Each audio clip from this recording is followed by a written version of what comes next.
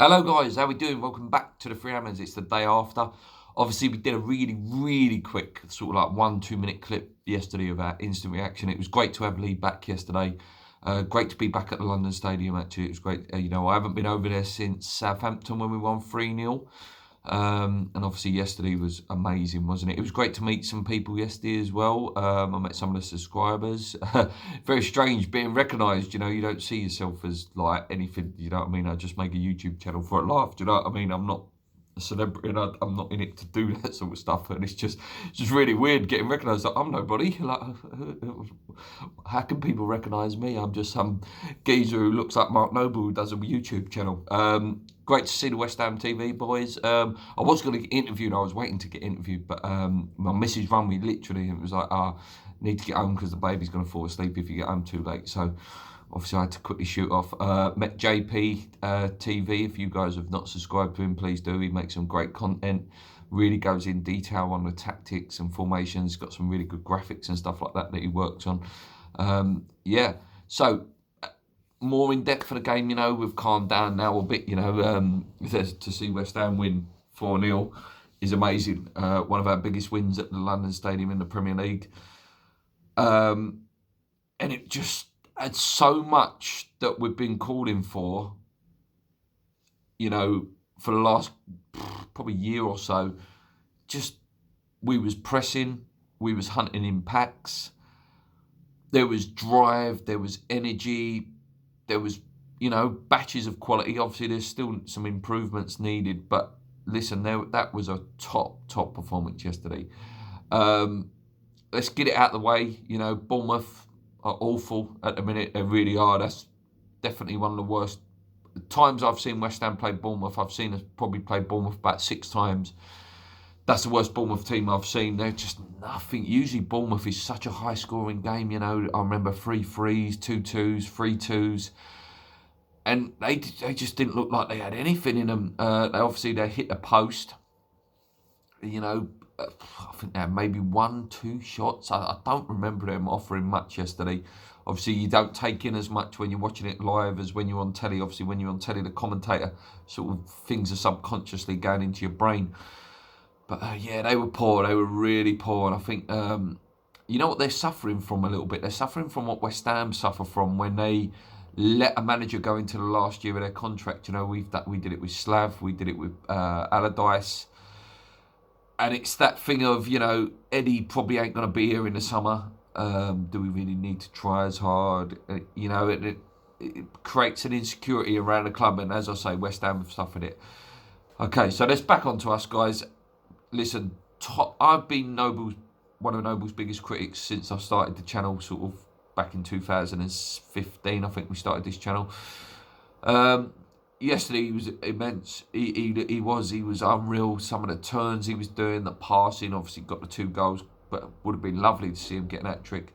That's one thing he's not done at his West Ham career. But how many midfielders have had hat-tricks anywhere? Yeah, great performance from him. Really run that midfield. He was putting naughty tackles in, and the penalty. I said to Lee, I turned to Lee and I went, if he gets in the box here, he's got to go over, because he's so clever at that. Just getting that little touch on his shoulder or a little touch on his leg for winning free kicks in and around the box.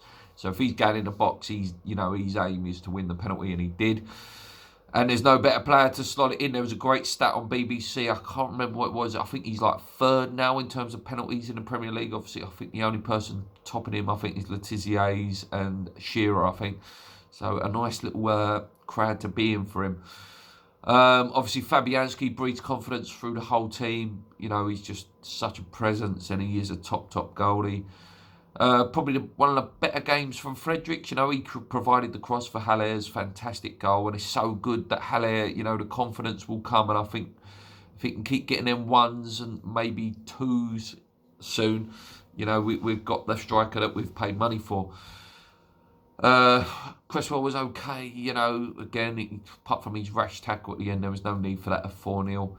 Ogbonna, brilliant. Balbuena, they were very solid. And that was another bonus. Forget the 4-0. The 4 goals are fantastic. Always a bonus to keep scoring goals. That could have been 6 or 7 yesterday. But it was a clean sheet. That is what, I can't remember who said it. I think it was Gonzo. As you know, I watch back all the channels, West Ham Fan TV, Hammers Chat, all of them, because I like assessing what everyone's thought about it. And again, Gonzo, now on the head. David Moyes now has respect of the players. Now they will, when they go into training today or tomorrow, they will listen. Like, that worked, we kept a clean sheet, we scored 4 goals, we looked good, we had more energy when we came off. So yeah, that was such a vital game, and that early goal, and I don't care how it came, it was very lucky, the first goal.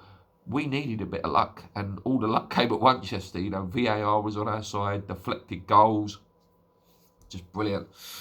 Yeah, and obviously we had the penalty, Noble's deflected goal, Haller's goal, and then Anderson's goal was just a fantastic bit of skill, It was quite funny because Lee, sitting next to me, was like, Declan, no, that pass ain't there. And then he pinged this Xavi Alonso-esque ball over to Felipe Anderson, and that first touch, and that's all I keep hearing, pundits, all the other West Ham YouTubers, that first touch just took it past the player. And I think I was getting really nervous because he got really, really close, and I thought, he's going to leave it too late here, and then he puts it in, slots it in lovely. And I couldn't be happier for him. Anderson is one of my favourite players. He hasn't been good, and I can, I'm biased. I quite really I love Anderson. I think he's a fantastic player when he's on form. And I was so relieved for the boy because he needs that goal. And I think, you might start seeing his performance lifted now, or the confidence lifted at least, because he still runs about, he still puts a shift in. Fornals again, just everywhere. The geezer put such a shift in yesterday. He was here, there, and everywhere. Great to see Masuaku come on as a winger yesterday. Looked really comfortable on the ball, passing. Obviously, he's got lovely tricks in him. Lanzini come on, he did what he could at that point. Obviously at 4-0. I personally thought I would like to have seen a Jetty come on then. We haven't seen much of a Jetty. And, when you're 4-0 up and the game's so open like it was for us in terms of we could have created a chance at will, that might have been his chance to get a Premier League goal.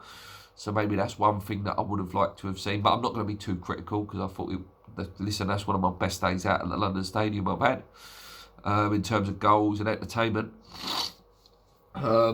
Yeah, maybe I'm not going to get too carried away, but got a bit of a taste for it to go back. Do you know what I mean?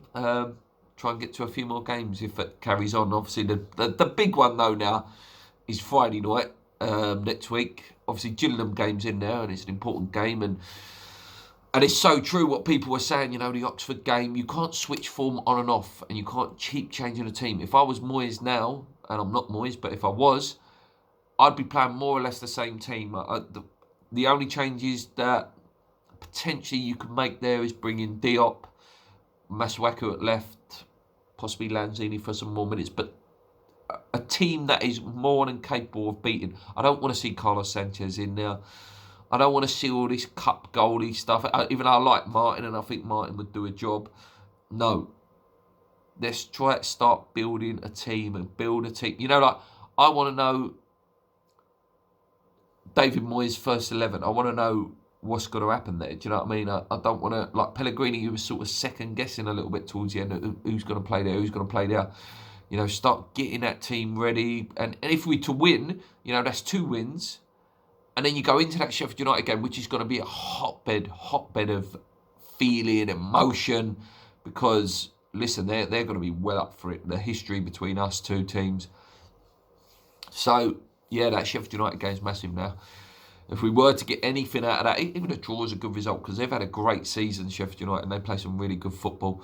So a draw would be a good result. Just got to tick some points over now. Like the Arsenal winning yesterday wasn't great for us. No, I thought Arsenal would lose that actually because Man United have been in really good form. But sort of they bought themselves a bit of breathing space, and that's where we need to get to. We need to get to like 5 or 6 points breathing space. Yeah, but a brilliant day. A brilliant day, brilliant performance. Listen, like I say, I had nothing against Moyes. It was all against the board in terms of the appointment being sort of uninspirational and uninspiring. But listen, we get that level of performance. We're not going to win every game 4-0. We're not going to win every game under Moyes. But if we get that level of effort, energy, and just actually, I'll tell you another point that I said to Lee in the stadium, just to sort of end this video now. The players actually looked like they were given some sort of instruction, which towards the end of the Pellegrini era, the players didn't look like they knew what they was doing or what their jobs were. So for Moyes, you know, he actually give these players instruction, a role, and it will take time for him to fully develop his ethos and ideas on the team. And he even said it himself, you know, wants to see more from Anderson, he wants to see more from the defence. So listen, let's give him time, let's get behind him. It's not his fault, it's not his fault he got the job. And you know, maybe he'll bring some of that British steel back into us, hopefully.